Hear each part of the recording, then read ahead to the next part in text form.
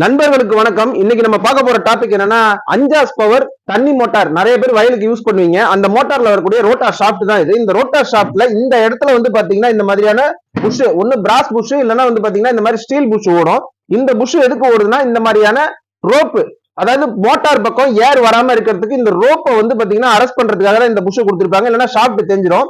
ஒரு சில நண்பர்கள் என்ன திருவண்ணாமலை இருந்து ஒரு நண்பர் கேட்டிருந்தாரு, இந்த மாதிரி புஷ் மாத்தணும் ப்ரோ, ஆனா வந்து ஏர் வாங்கி ஓடுது, ரொம்ப பிரச்சனையா இருக்கு, மோட்டார் கொஞ்ச நேரம் கூட ஓடலன்னாரு. அதுக்கு காரணம் என்னன்னா, இந்த புஷ்ஷை நம்ம இதுல ஃபிட் பண்ணும்போது டைட்டா ஃபிட் பண்ணுங்க. ஹைட்ராலிக் பிரஸ் இல்லைன்னா பெரிய ஹேமரால இறுக்கி நம்ம ஃபிட் பண்ணணும். லூசா லொட இப்படி இறங்கிடுச்சு அப்படின்னா இது வேஸ்ட், இந்த வேலை பாக்குறதே வேஸ்ட். இது நம்ம பழைய புஷ் கழட்டி இருக்கோம். சோ பழைய புஷ்ஷே டைட் தான், புது புஷ் இன்னும் டைட்டா இருக்குங்க. சோ இந்த மாதிரி நம்ம டைட்டா இருக்கும் போது மட்டும்தான் இந்த மோட்டார் லாங் லைஃப் ஓடும் அப்படிங்கறது தெரிஞ்சுக்கோங்க. முடிஞ்சா இந்த மாதிரி மோட்டார் ஷாப்ட்ல இந்த புஷ் மாத்தும் போது புது பேரிங் மாத்திருங்க, அது ரொம்ப நல்லது.